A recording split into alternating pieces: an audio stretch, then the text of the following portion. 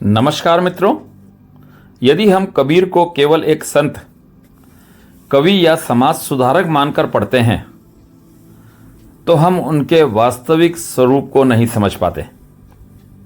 कबीर किसी धर्म के प्रचारक नहीं थे, किसी संप्रदाय के संस्थापक नहीं थे और न ही वे किसी स्थापित विचारधारा के प्रतिनिधि थे। वे उस चेतना की आवाज़ थे जो मनुष्य को हर प्रकार के बंधन से मुक्त करना चाहती है। उनका जीवन ही उनका संदेश था और उनका संदेश ही आगे चलकर बीजक के रूप में सुरक्षित हुआ। लेकिन प्रश्न यह है कि कबीर के शब्द इतने प्रभावशाली क्यों हैं? आखिर ऐसा क्या था उनके जीवन में कि 600 वर्ष बाद भी उनकी वाणी आज उतनी ही प्रासंगिक लगती है जितनी उस समय थी? इसका उत्तर हमें उनके जीवन की यात्रा में मिलता है। कबीर का जन्म रहस्य से घिरा हुआ है। इतिहासकारों में मतभेद है। कुछ मानते हैं कि उनका जन्म 1398 ईस्वी के आसपास हुआ, कुछ 1440 ईस्वी बताते हैं। किंतु स्वयं कबीर के लिए जन्म तिथि का कोई महत्व नहीं था। वे कहते हैं कि मनुष्य शरीर से नहीं आता, चेतना से जन्म लेता है। लोक कथाओं के अनुसार कबीर का पालन पोषण काशी के एक जुलाहा दंपत्ति नीरू और नीमा ने किया। वे साधारण परिवार से थे। उनके घर में धन नहीं था, वैभव नहीं था, पर जीवन की सादगी थी। यही सादगी आगे चलकर कबीर की दृष्टि का आधार बनी। कबीर बचपन से ही प्रश्न पूछते थे। वे किसी बात को केवल इसलिए स्वीकार नहीं करते थे कि समाज उसे मानता है। यदि मंदिर में लोग सिर झुकाते थे तो वे पूछते, क्या भगवान सचमुच पत्थर में बैठा है? यदि मस्जिद में लोग ऊंची आवाज़ में अजान देते थे तो वे पूछते, क्या ईश्वर बेरे हैं कि उन्हें इतनी ऊंची आवाज़ में पुकारना पड़ता है? यहीं से उनकी खोज आरंभ होती है। उस समय का भारत धार्मिक विभाजन से भरा हुआ था। एक ओर कर्म कांडों में डूबा हुआ हिंदू समाज था, दूसरी ओर बाहरी नियमों में उलझा हुआ मुस्लिम समाज। दोनों अपने अपने धर्म को श्रेष्ठ सिद्ध करने में लगे थे, पर मनुष्य कहीं खो गया था। कबीर ने देखा कि लोग भगवान के लिए लड़ रहे हैं, लेकिन भगवान को जानने की कोशिश नहीं कर रहे। वे धर्म की रक्षा कर रहे हैं, लेकिन धर्म का अनुभव नहीं कर रहे। वे ग्रंथों को पूछ रहे हैं, लेकिन जीवन को नहीं समझ रहे। यहीं से उनके भीतर विद्रोह जन्म लेता है। लेकिन यह विद्रोह क्रोध का नहीं था, यह प्रेम का विद्रोह था। यह किसी धर्म को मिटाने के लिए नहीं, बल्कि मनुष्य को जगाने के लिए था। कबीर का जीवन एक साधारण जुलाहे का जीवन था। वे करघे पर कपड़ा बुनते थे, लेकिन आश्चर्य की बात यह है कि करघे पर धागे बुनते बुनते वे मनुष्य के भीतर की चेतना को भी बुन रहे थे। उनके लिए करघा केवल जीविका नहीं था, साधना था। वे कहते थे कि जैसे धागा टूट जाए तो पूरा कपड़ा बिगड़ जाता है, वैसे ही यदि मनुष्य का ध्यान टूट जाए तो पूरा जीवन बिखर जाता है। कबीर ने कभी संसार का त्याग नहीं किया। वे जंगल नहीं गए, गुफाओं में नहीं बैठे। उन्होंने गृहस्थ जीवन जिया। यही कारण है कि उनकी वाणी जीवन से जुड़ी हुई है। वे किसी कल्पना की बात नहीं करते, वे अनुभव की बात करते हैं। उनकी सबसे बड़ी विशेषता यह थी कि वे किसी भी परंपरा के अंध समर्थक नहीं बने। उन्होंने हिंदुओं की भी आलोचना की और मुसलमानों की भी। उन्होंने पंडितों पर भी प्रहार किया और मुल्लाओं पर भी, लेकिन उनका उद्देश्य किसी का अपमान करना नहीं था। वे केवल मनुष्य को उसकी नींद से जगाना चाहते थे। कबीर के जीवन में एक महत्वपूर्ण प्रसंग उनके गुरु से जुड़ा हुआ है। परंपरा कहती है कि उन्होंने संत रामानंद को अपना गुरु माना। कथा प्रसिद्ध है कि कबीर प्रातःकाल पंचगंगा घाट की सीढ़ियों पर लेट गए। अंधेरे में जब रामानंद जी वहां पहुंचे तो उनका पैर कबीर के शरीर से टकरा गया और उनके मुंह से सहज ही निकला, राम राम। कबीर ने उसी शब्द को दीक्षा मान लिया।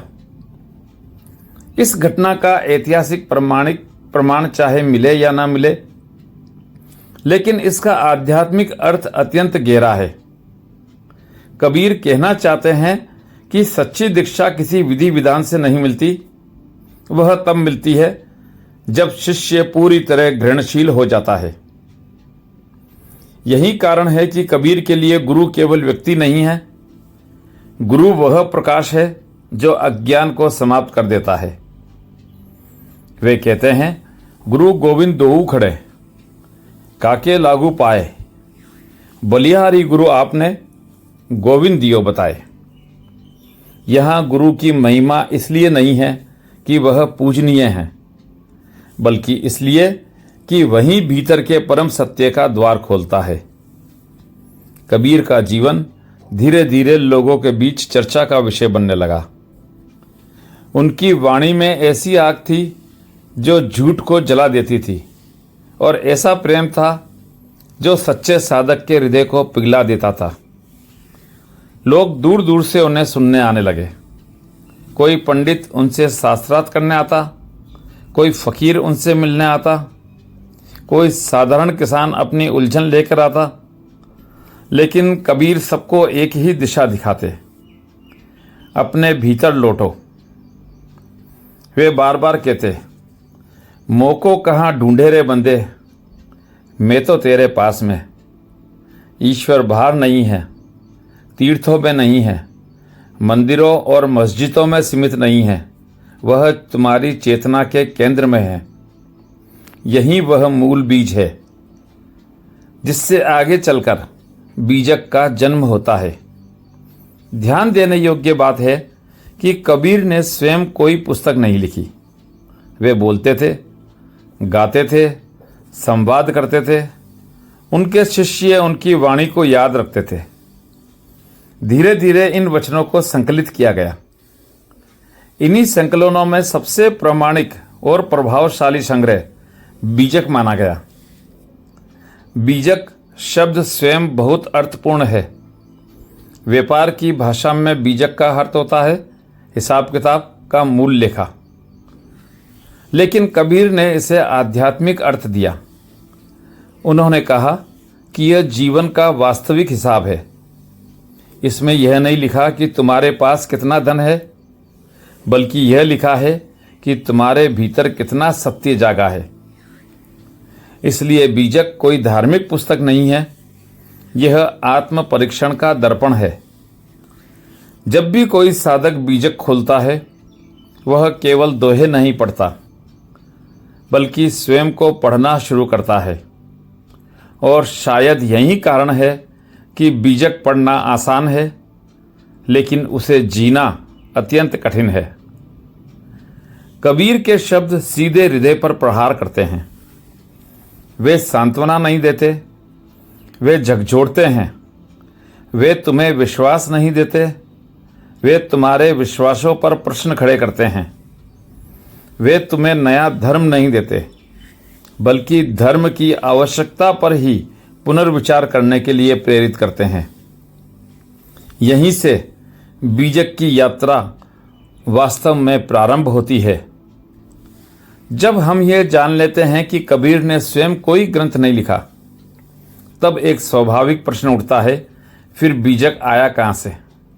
यदि कबीर के हाथों से कोई पांडुलिपि नहीं लिखी गई, तो आज जो बीजक हमारे सामने हैं उसकी प्रामाणिकता क्या है?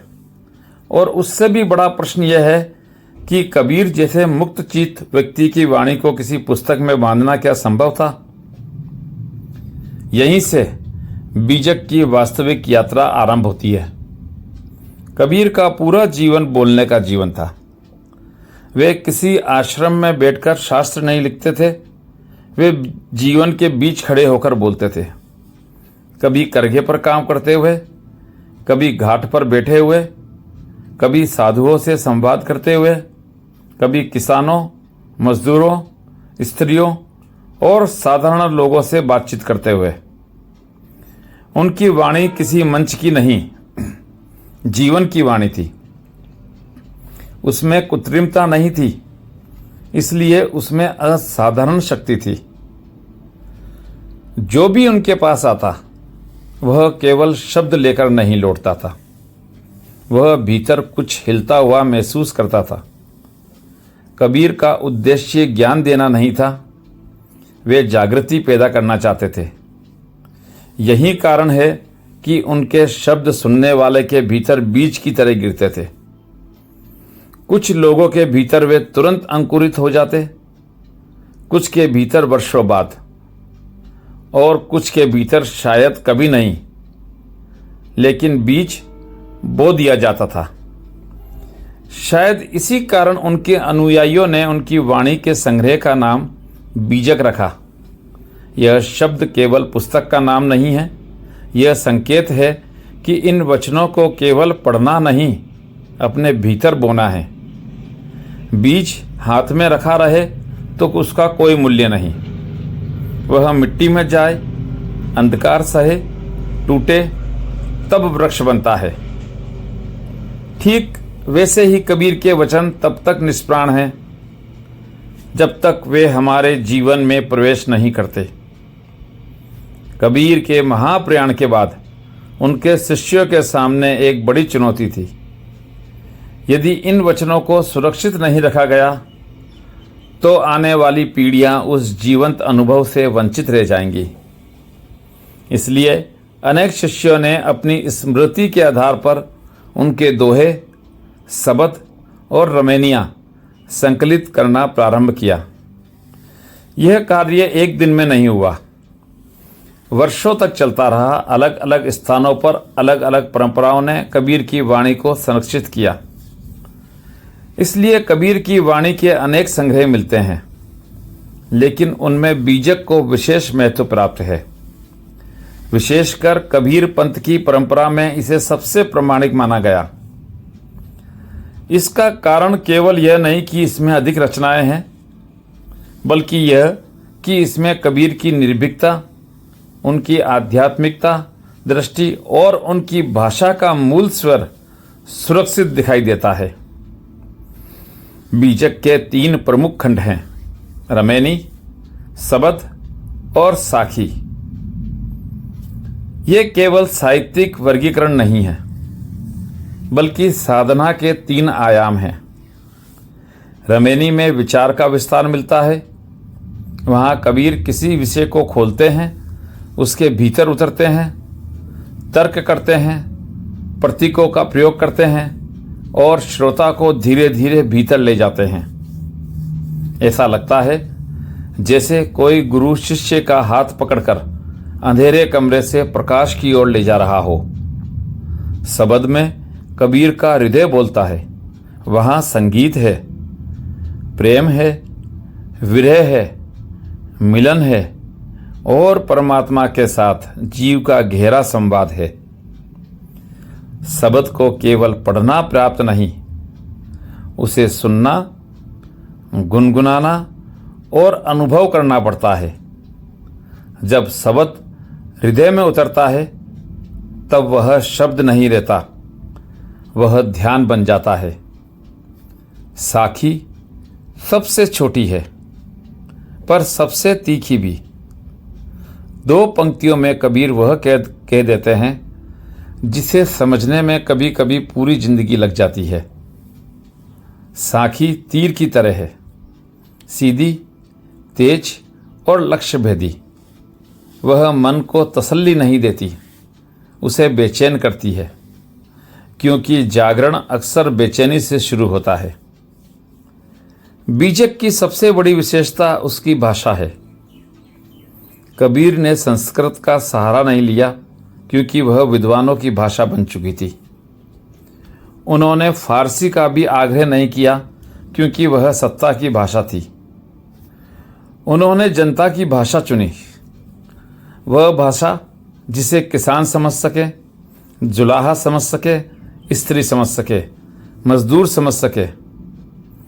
यही कारण है कि बीजक किसी विश्वविद्यालय की नहीं, जीवन की पुस्तक है।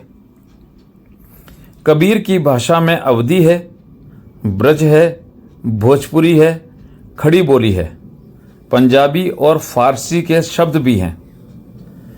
वे भाषा की शुद्धता की चिंता नहीं करते, क्योंकि उनके लिए सत्य अधिक महत्वपूर्ण था। यदि सत्य पहुंच जाए तो भाषा स्वयं पवित्र हो जाती है। यही कारण है कि कबीर को पढ़ते समय कई बार शब्द कठिन लग सकते हैं, लेकिन भाव कभी कठिन नहीं लगता। यदि पाठक खुले मन से पढ़े तो उसे लगेगा कि कबीर उससे ही बात कर रहे हैं। कबीर का एक अद्भुत गुण यह था कि वे प्रतीकों का प्रयोग करते थे। वे करघे की बात करते हैं, धागे की बात करते हैं, चाकी, नदी, नाव, मछली, पक्षी, दर्पण, दीपक, कुमार, ये सब उनके लिए केवल वस्तुएं नहीं थी, ये आत्मबोध के प्रतीक थे। साधारण जीवन की प्रत्येक घटना उनके लिए आध्यात्मिक शिक्षा बन जाती थी। यही कारण है कि बीजक को पढ़ने वाला यदि केवल शब्दों में उलझा रहेगा तो बहुत कुछ खो देगा। उसे प्रतीकों के पीछे छिपे संकेतों को समझना होगा। कबीर हमेशा प्रत्यक्ष से अप्रत्यक्ष की ओर ले जाते हैं। यही ओशो की व्याख्या अत्यंत महत्वपूर्ण हो जाती है। ओशो कहते हैं, कबीर को समझना हो तो शब्दों को मत पकड़ो, उस मौन को पकड़ो जहां से शब्द निकले हैं। कबीर का प्रत्येक वचन अनुभव से जन्मा है, वह किसी शास्त्र की नकल नहीं है। इसलिए यदि तुम केवल अर्थ निकालते रहोगे तो कबीर दूर रह जाएंगे। यदि तुम ध्यान में उतरोगे तो वही शब्द तुम्हारे भीतर जीवित हो उठेंगे। ओशो बार बार कहते हैं कि कबीर भारत की आध्यात्मिक परंपरा के सबसे क्रांतिकारी संतों में से हैं, क्योंकि उन्होंने किसी भी प्रकार की मानसिक गुलामी स्वीकार नहीं की। उन्होंने परंपरा का सम्मान वहां तक किया जहां तक वह सत्य की ओर ले जाती थी, और जहां परंपरा सत्य के मार्ग में बाधा बनी वहां उन्होंने बिना किसी भय के उसका विरोध किया। यही कारण है कि कबीर का विरोध भी हुआ। उन्हें हिंदुओं ने भी स्वीकार नहीं किया और मुसलमानों ने भी पूरी तरह नहीं अपनाया, क्योंकि कबीर दोनों से कहते थे, पहले स्वयं को जानो, धर्म बाद में देखना। सत्य हमेशा अकेला चलता है, भीड़ उसके साथ नहीं चलती। कबीर ने यह अकेलापन स्वीकार किया। वे लोकप्रिय होने के लिए नहीं बोले, वे सत्य के लिए बोले। यही कारण है कि उनकी वाणी समय की सीमाओं को पार कर गई। आज का मनुष्य भी उसी संकट में है जिसमें कबीर के समय का मनुष्य था। तब मंदिर और मस्जिद के नाम पर विभाजन था, आज विचारधाराओं, जातियों, राष्ट्रों और पहचान के नाम पर विभाजन है। तब भी मनुष्य बाहर खोज रहा था, आज भी बाहर खोज रहा है। तब भी शांति नहीं थी, आज भी शांति नहीं है। इसीलिए बीजक आज भी नया लगता है। जब कोई युवा जीवन के अर्थ की तलाश में भटकता है, बीजक उसके सामने प्रश्न खड़ा करता है। जब कोई धार्मिक व्यक्ति कर्म कांड में उलझ जाता है, बीजक उसे झकझोरता है। जब कोई विद्वान अपने ज्ञान पर अहंकार करता है, बीजक उसे आईना दिखाता है। और जब कोई साधक सच्चे मन से सत्य की खोज करता है, बीजक उसका साथी बन जाता है। बीजक पढ़ने का सही तरीका क्या है? कबीर स्वयं संकेत देते हैं। जल्दी मत करो, एक दोहा पढ़ो और उसे पूरे दिन अपने भीतर रहने दो। उस पर विचार मत करो, उसे महसूस करो, उसे अपने जीवन की घटनाओं से जोड़ो। देखो कि वह तुम्हारे भीतर क्या बदलता है। यदि तुमने ऐसा किया तो बीजक पुस्तक नहीं रहेगा, वह तुम्हारा जीवित गुरु बन जाएगा। यही कारण है कि सदियों से अनेक साधकों ने बीजक को केवल साहित्य नहीं माना, बल्कि ध्यान का ग्रंथ माना है। इसे पढ़ने से अधिक जीने की आवश्यकता है। जब भी हम बीजक का कोई पृष्ठ खोलते हैं, वास्तव में हम कबीर के सामने बैठ जाते हैं। ऐसा लगता है जैसे वे आज भी उसी निर्भीकता से कह रहे हो, जागो, दूसरों के अनुभव पर मत जियो, स्वयं देखो, स्वयं जानो, स्वयं अनुभव करो।